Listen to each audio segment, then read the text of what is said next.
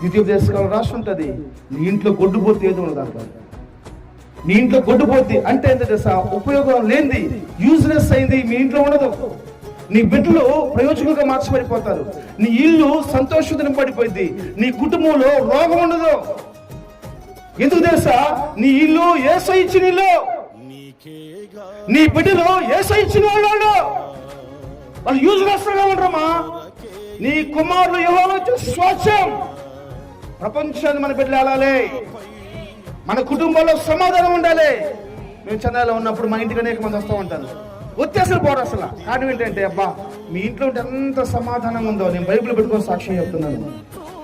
మీ ఇంట్లో ఎంత పీస్ఫుల్ గా ఉంది, ఇంత సమాధానం ఉందేంటి, ఇంత నెమ్మదిగా ఉందేంటి?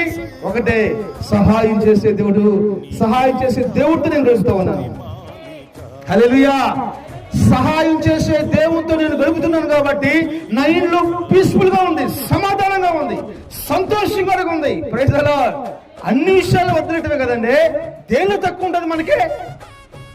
నేను చెప్తున్నాను, రోషం కలిగి ఈ మధ్యాహ్న సమయంలో నా దేవుడు సహాయం చేసే దేవుడు.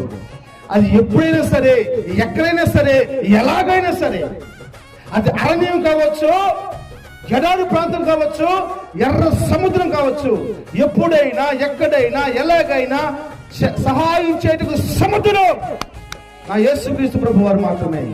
ఆయన మనిషి కోసం ప్రాణం పెట్టాడు, మహిమను పెట్టి భూమిలోకి వచ్చాడండి. అంత గొప్ప దేవుడు అండి.